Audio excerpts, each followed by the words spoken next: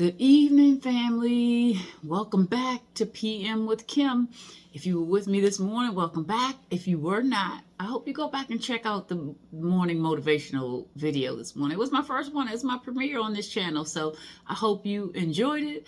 I hope it blessed your soul. And I'm here this evening to share inspiration, evening inspiration, topic specific typically. Is my plan. But tonight I want to talk about mental health, wellness check-ins specifically. So let's jump right in here. For those of you that don't know, I am a teacher. I've been a teacher for a long time. But in the pandemic, when the pandemic hit and we started going virtual, I created this wellness chart. And the idea behind it was for students to check in and just to let me know how they're feeling. Because at that point, that was a shock to all of our systems. But, try being a teenager trying to navigate this new normal. And so I created this chart to find out how they were doing. Just mental health. How you doing? Like, what's going on? And so the first day, I explained it. Okay, here's the chart. A 1 is I'm terrible. I'm just barely making it. I don't even know how I'm here. A 2 is I'm struggling. 3 is I'm okay. I'm in the middle. I'm decent. I'm not terrible. I'm not great. I'm okay. And okay is a good place to be. If you can get to a 3, that's perfect. A 4 is I'm really good. 5 is like I'm fantastic. If I was better, I'd be a twin. So I made that a habit. So it was the first day. That was the setting of our norms. And we talked about it. And I, wanted them to be transparent. And what I would do is, excuse me, when they would check in, what's your number? What's your wellness number? I'm a 2, I'm a 1, I'm a 3. And next to their name, because I'm old school, I keep a physical paper of attendance, even though we have it on the computer, because I need to be able to track it, and especially if the computers don't work. But I digress a little bit. So I would, as they checked in, I would just write down their number, 1, 2, 3, 4, 5, next to their attendance. And it helped me so that I could get a gauge on how they were feeling. And so I just kept doing it because it makes sense. And it's data, not the data that schools want us to collect, but it's better data than test scores. I bet you if I called a parent and I said, hey, you care about those SOL scores, or do you care about your child's wellness scores? They don't care about test scores. They want to know how their child is doing. And so I continue doing this every day while I'm teaching. And so every day, at the beginning of the year, it's our norm. Here is what we're going to do every day, guys. This is what it is. And I walk them through. A 1 is this, a 2 is this, a 3 is this, a 4 is this, a 5 is this. And every day they come in the door. The first week of school, I was like, hey, what's your number? Huh? Your wellness number. Oh, okay, I'm a 3, I'm a 4, or whatever else. And so the first week it was like, a little sketchy. But I was at that door and I was checking off that attendance and writing down their numbers. And that was data. I could tell you how a student felt every day from the beginning of the year to the end of the year. And that's better data than any of those test scores and any of those things. But it's something that we can use, just not in the classroom. And so it was good for me because it was a talking point with the students. I could say, hey, and I would go through, I'm checking with them at the door. They give me their number. That also helps me too. Because if you're a 1 and a 1 or a 2, I'm leaving you alone because you're not able to process. You're not even able to share or participate. So I fall back. I give them grace. I don't bother them. Where I would never let a student put their head down. But if I know they have they're a 1 or a 2, I give them grace. Because they're managing, they're teenagers. I have a hard time managing as an adult. So I give grace. And so I've done this and I do it every day and I make it a norm. And so when we go through our PowerPoint, after they get going and getting the day going, I come to my PowerPoint, I get to the wellness screen and I explain to them, it's okay to be a 1 or a 2 some days. We're all going to visit that neighborhood. 1 or 2 is inevitable because life is lifing, and that's how it is. You're going to be a 1 or 2 sometimes.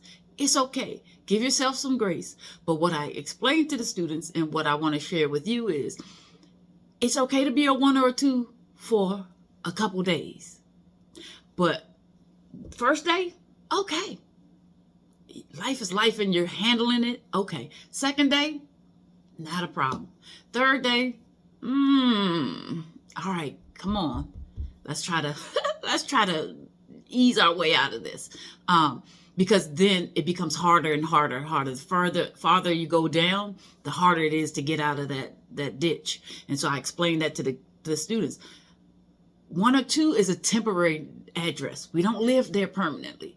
And I get that some people are 1 or 2s for more than 3 days. And that means it's bigger than just, me trying to help them. Now they need some resources. And that's okay too. But we need to make sure that just because we don't feel good or we don't like life, we're a 1 or a 2. No, then it becomes mindset.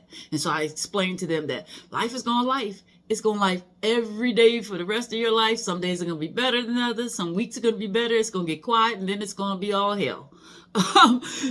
Yeah. And so, but then that it comes down to mindset. Because life is going to life. So what are you going to do to think about what's going on, to shift your thinking so that you're not stuck in the funk?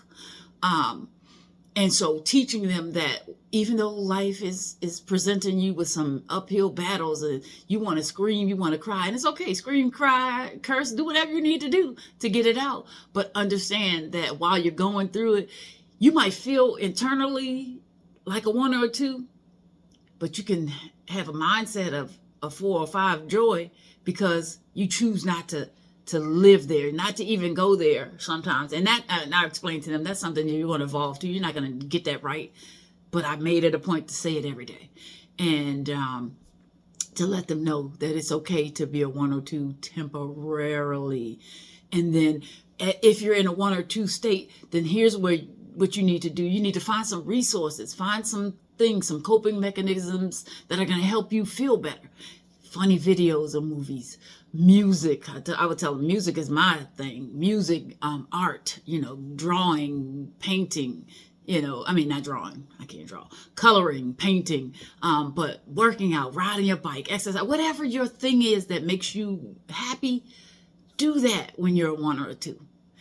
That's a resource. That's a coping mechanism to help you deal with what you're going through, because you can't, most of the time, ultimately change what you're going through, but you can address it while you're in it.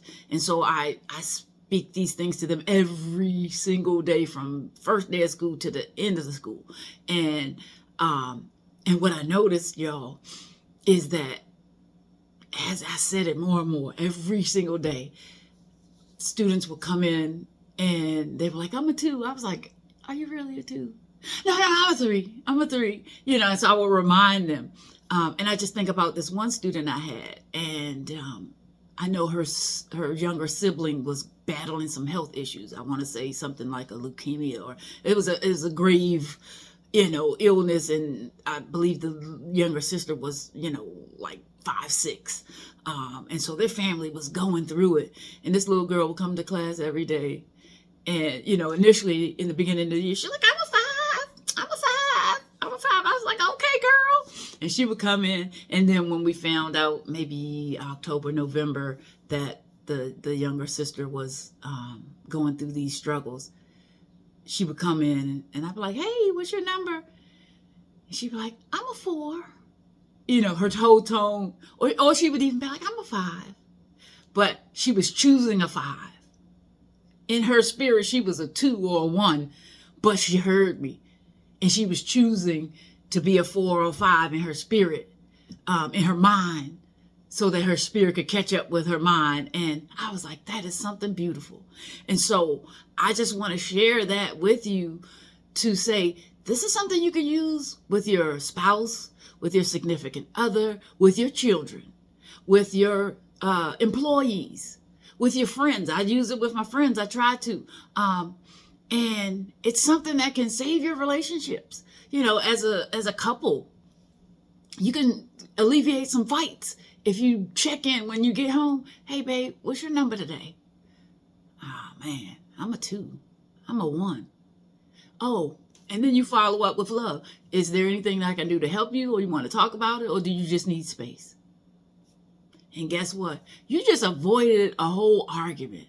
and you just showed love, and they're gonna receive that, and they're going to respond in kind. Parents, your teenager's not always being rebellious. They going through something. Ask them, hey baby, what's your number today? And if you make it a habit, they're going to give you the truth. I'm the one. And then you respond, is there anything I can do to help you? Do you need to talk? Or do you just need me to give you a little bit of space? Oh no, Mom, I need a little space. And then you follow up. Okay, I'm going to give you space for a day. But I'm circling back around. I'm going to check in on you because I don't need you to stay there. Okay? And then you made a connection. You made a connection with your kid. And they're going to feel better talking to you. Supervisors, you all can make your workplace a productive and peaceful environment if you tapped into your employees and say, hey Kim, how you feeling today? You know what? I'm struggling today. I'm a 2. Is there anything that I can help you with? Is there something that you need to talk? No, I'm good. Okay, well, let me know if I can do anything for you. And then you back off and you give them some grace. You're going to have a workplace that's going to be productive, and you're going to have people that are going to respect you because you thought about their mental health. And so with the world being in the state that it's in right now, it is tumultuous times that we're living in. People are struggling, and everybody that's smiling is not happy, and everybody that's looking cute in their outfits are not at peace. Check in on your people. Check in on your family. Check in on your friends. Check in on your children, on your significant other, on your coworkers. Check in with people. People are struggling. People are struggling, and your check-in could be just the thing they need. Just the thing they need to be okay and to make it. So let's make mental health a normal thing in our lives. I know I can just speak for the Black community, the boomers, my mother's generation. Oh, the Lord, well, the taboo about therapy, God is great. God is my everything. He is going to work it out, but he also made those psychiatrists and those psychologists and those clinicians. He gave them that gift to help people who are struggling. So guess what? You can have Jesus, because you need Jesus, and then you can have your therapist. And then in connection with the two, you strengthened. So let's normalize mental health. Let's normalize talking about mental health. Let's normalize being good to each other. Let's normalize checking in with each other to ensure that we're okay. Because even your strong people, sometimes we're not that good.